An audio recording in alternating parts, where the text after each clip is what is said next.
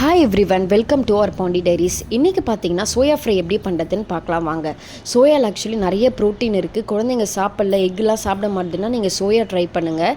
இது நான் டிஃப்ரெண்ட்டாக செஞ்சு காமிக்கிறேன், வாங்க பார்க்கலாம். ஃபஸ்ட்டு சுடுதண்ணியை வந்து நல்லா கொதிக்க வச்சுட்டு அதுக்கப்புறம் ஆஃப் பண்ணிவிட்டு அதுக்கப்புறம் ஒரு 5 மினிட்ஸ் சோயாவை போட்டு நல்லா ஒரு 5 மினிட்ஸ் நல்லா டைம் எடுத்துக்கோங்க. அதுக்கப்புறம் அதை புரிஞ்சு தனியாக வந்து ஒரு தட்டில் எடுத்து வச்சுக்கிட்டு வானலில் வந்து எண்ணெய் ஊற்றிட்டு கடுகு கொஞ்சம் பொரிய விட்டுட்டு பெருஞ்சீரகம் கொஞ்சம் ஆட் பண்ணிக்கோங்க. எல்லாமே ஒரு ஹாஃப் சும்மா கொஞ்சம் போதும்.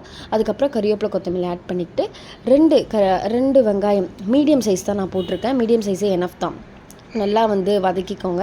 வதக்கிட்டு கொஞ்சோண்டு இஞ்சி பூண்டு பேஸ்ட் கொஞ்சம் போட்டுக்கலாம், ஒரு 1/2 டீஸ்பூன் போட்டுக்கலாம். நெக்ஸ்ட்டு ஒரு சின்ன தக்காளி ஒன்று போட்டிருக்கேன். நல்லாயிருக்கும் தக்காளி போட்டு பண்ணிங்கன்னா இன்னும் நல்லாயிருக்கும், அதனால் தக்காளி ஆட் பண்ணியிருக்கிறேன். அதுக்கப்புறம் பார்த்தீங்கன்னா மஞ்சள் தூள் கொஞ்சோண்டு ஆட் பண்ணிக்கோங்க.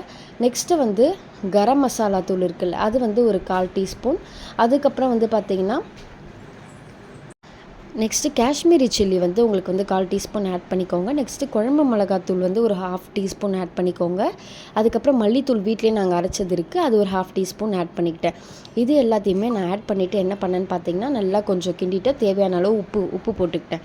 அதுக்கப்புறம் தண்ணி வந்து நல்லா அது முழுகிற அளவுக்கு தண்ணி ஊற்றிக்கிட்டு சோயாவை எடுத்து உள்ளே ஆட் பண்ணிட்டேன். நெக்ஸ்ட்டு குழந்தைங்களாம் இது சாப்பிட மாட்டேன்னு சொல்லுவாங்க, ஆனால் அவ்வளோ நல்லாயிருக்கும். ஆக்சுவலி சாட்டர்டேஸில் நிறைய பெரியவங்க சாட்டர்டேஸ் சாப்பிட மாட்டாங்க, டியூஸ்டேயில் சாப்பிட மாட்டாங்க. நீங்கள் அதுக்கு கூட இதை நீங்கள் வந்து அதுக்கு கூட நீங்கள் அதுக்கு பதில் இதை கூட நீங்கள் ஆட் பண்ணிக்கலாம். அவ்வளோ அந்த ஒரு நான்வெஜ்ஜோடைய அந்த எசன்ஸ் இதில் நல்லா இருந்துச்சு. ஸோ நீங்கள் எல்லாருமே இதை ட்ரை பண்ணி பாருங்கள். இதில் வந்து ப்ரோட்டீன் இந்த சென்ஸ் நான் எவ்வளோன்னு சொல்கிறேன் பாருங்களேன்.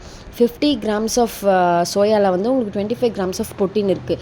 ஸோ அவ்வளோ நல்லது. அதுக்கப்புறம் நான் லாஸ்ட்டாக ஒரு பிரியாணி மசாலா கொஞ்சம் நாங்கள் வீட்டில் அரைச்சி வச்சுருந்தேன், அதை கொஞ்சம் ஆட் பண்ணிக்கிட்டேன். தேவைன்னா ஆட் பண்ணிக்கலாம், இல்லைனா விட்டுடலாம். ஏன்னா அந்த குழந்தைங்களுக்கு பிரியாணி ஃப்ளேவர்னால் பிடிக்கும்ல, அதனால நாங்கள் பட்டை லவங்கம்லாம் போட்டு அரைச்சி வச்சுருந்தோம். கொஞ்சம் சும்மா ஒரு சிட்டிக்கே சொல்லுவாங்கள்ல, ஒரு பிஞ்ச் அவ்வளோதான் போட்டிருந்தோம். அதுக்கப்புறம் கார்னிஷ் பண்ணுறதுக்கு கறிவேப்பிலை, நெக்ஸ்ட் கொத்தமல்லி இதெல்லாம் ஆட் பண்ணிவிட்டு அழகாக நல்லா டேஸ்ட் பண்ணி பார்த்தேன். அவ்வளோ நல்லா இருந்துச்சு. கொஞ்சம் லைட்டாக உப்பு இல்லாத மாதிரி இருந்துச்சு. லாஸ்ட்டாக உப்பையும் ஆட் பண்ணிக்கிட்டேன்.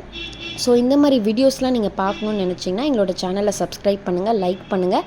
அதே மாதிரி இந்த கிரேவியே நீங்கள் சப்பாத்திக்கு யூஸ் பண்ணிக்கலாம், ரைஸ்க்கு யூஸ் பண்ணிக்கலாம், எல்லாத்துக்குமே யூஸ் பண்ணிக்கலாம். ஸோ நிறைய வீடியோஸ் இதுக்கப்புறம் நாங்கள் கண்டினியூஸாக போடுறோம். எங்களுக்கு சப்போர்ட் பண்ணுங்கள், லைக் பண்ணுங்கள். தேங்க்யூ.